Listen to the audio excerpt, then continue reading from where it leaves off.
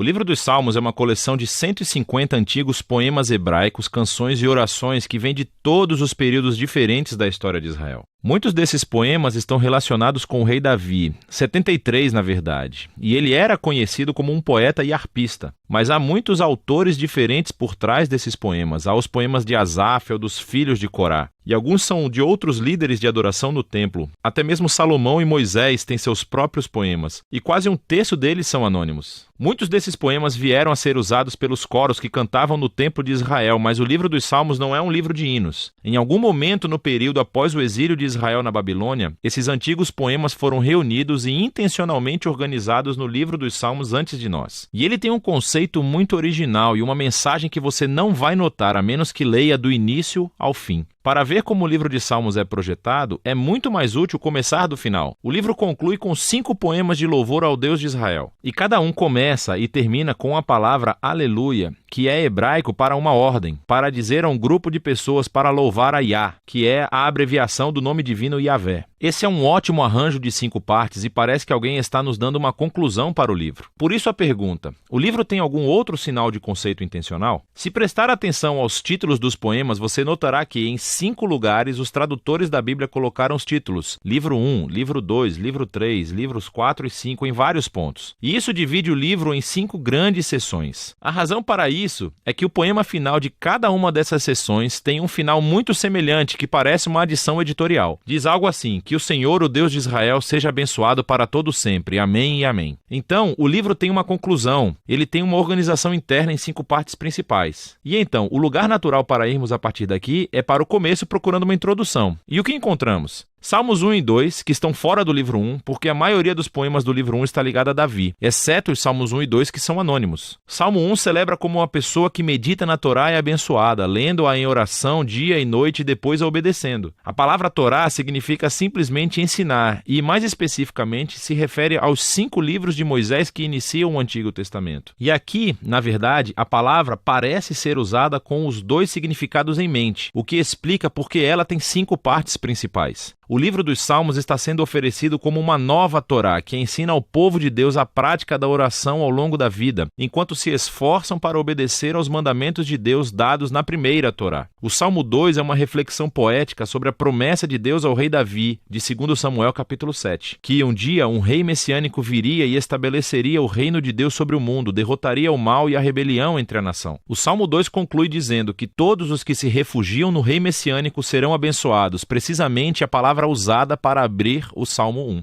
E assim, juntos, esses 2 poemas nos dizem que o livro dos Salmos foi criado para ser o livro de orações do povo de Deus. Enquanto eles se esforçam para ser fiéis aos mandamentos da Torá, têm esperança e aguardam a chegada do futuro rei messiânico. Agora, com esses 2 temas introduzidos, podemos começar a ver como os livros menores também foram projetados em torno dessas 2 ideias. Assim, por exemplo, o livro 1 tem no centro uma coleção de poemas, Salmos 15 a 24, que começa e termina com uma chamada à fidelidade da aliança. Então, Salmos 16 a 18, encontramos uma descrição de Davi como um modelo desse tipo de fidelidade. Então, ele clama a Deus para libertá-lo e Deus o eleva como rei. No conjunto correspondente de poemas, Salmos de 20 a 23, o Davi do passado tornou-se uma imagem do rei messiânico do futuro, que também clamará a Deus. Ele será dado e, em seguida, receberá um reino sobre as nações. Então, bem no centro dessa coleção está o poema, o Salmo 19, dedicado a louvar a Deus pela Torá. Então, aqui vamos nós, os 2 temas dos Salmos 1 e 2 estão unidos firmemente aqui. O livro 2 abre com 2 poemas que estão unidos em sua esperança de um futuro retorno ao templo em Sião. E esta é uma imagem intimamente associada à esperança do reino messiânico. Então, o livro 2 termina com um poema que descreve o futuro reinado do rei messiânico sobre toda a nação. Esse poema é realmente surpreendente, porque ecoa todas as outras passagens dos profetas sobre o reino messiânico. E conclui dizendo que o reinado deste rei trará o cumprimento da antiga promessa de Deus a Abraão, de trazer a bênção de Deus para todas as nações. O livro 3 também conclui com um poema refletindo na promessa de Deus a Davi, Davi, mas dessa vez à luz do exílio de Israel. Então o poeta se lembra de como Deus disse que nunca abandonaria a linhagem de Davi. Mas agora ele está olhando para a rebelião de Israel e o seu resultado, e destruição, e exílio, e a queda da linhagem de Davi. E assim o poeta termina pedindo a Deus que nunca esqueça a sua promessa a Davi. O livro 4 foi concebido para responder a essa crise do exílio. Assim, o poema de abertura nos leva de volta às raízes de Israel com a oração de Moisés, e ele faz o que fez no Monte Sinai após o incidente do bezerro de ouro, que é invocar a Deus para mostrar misericórdia. O centro do livro 4 é dominado por um grupo de poemas que anunciam que o Senhor, o Deus de Israel, reina como o verdadeiro rei do mundo, e que toda a criação, árvores, montanhas, rios, todos são convocados para celebrar esse dia futuro, quando Deus trará a sua justiça e reino sobre todo o mundo. O livro 5 abre com uma série de poemas que afirmam que Deus ouve os gritos de seu povo e um dia enviará o futuro rei para derrotar o mal e trazer o reino de Deus. Esse livro também contém duas coleções maiores, uma chamada de Halel e outra chamada de Cânticos de Peregrinação. Cada uma dessas coleções conclui com um poema sobre o futuro reino messiânico. E essas duas coleções juntas sustentam a esperança de um futuro ato de Deus semelhante ao Êxodo para redimir o seu povo. E então, entre eles está o Salmo 119, o poema mais longo do livro. É um poema de alfabeto, onde cada linha começa com uma nova letra do alfabeto hebraico e explora a maravilha e o dom da Torá como a palavra de Deus para o seu povo. Então, aqui vamos nós. Os temas dos Salmos 1 e 2, Torá e Messias, combinam todos juntos aqui no livro 5, o que nos leva de volta a essa conclusão de 5 poemas. No poema do centro, Salmo 148, toda a criação é convocada para louvar o Deus de Israel, porque, como está escrito, ele levantou um chifre para o seu povo. O chifre aqui é uma metáfora do chifre de um touro erguido em vitória, e essa imagem ecoa de volta a mesma imagem usada na canção de Ana para o capítulo 2 de 1 Samuel, mas também para o Salmo 132 anterior. O chifre é um símbolo para o futuro rei messiânico e a sua vitória sobre o mal é uma conclusão apropriada para esse livro incrível. Aqui está mais uma coisa que você provavelmente não notará se não ler esse livro em ordem. Há muitos tipos diferentes de poemas no livro dos Salmos, mas todos basicamente se enquadram em duas grandes categorias: poemas de lamentação ou poemas de louvor. Poemas de lamentação expressam dor, confusão e raiva sobre quão horrível o mundo é e quão horríveis são as coisas que estão acontecendo com o poeta. E assim, esses poemas chamam a atenção para o que há de errado no mundo e pedem a Deus para fazer algo sobre isso. Há muitos deles no livro, o que nos diz algo importante, que a lamentação é uma resposta apropriada ao mal que vemos em nosso mundo. Mas o que você notará é que os poemas de lamento predominam no início do livro, nos livros de 1 a 3. Mas preste atenção, pois você também verá poemas de louvor ocasionalmente. Os poemas de louvor são poemas de alegria e celebração, e chamam a atenção para o que é bom no mundo e recontam as histórias daquilo que Deus fez em nossas vidas e agradecem a Deus por isso. Nos livros 4 e 5, você notará que os poemas de louvor chegam a superar os poemas de lamentação. E tudo culmina nessa conclusão de aleluia em 5 partes. Então, essa mudança de lamentação para louvor é profunda e nos diz algo sobre a natureza da oração, à medida que esperamos pelo reino messiânico, como o livro nos ensina a fazer.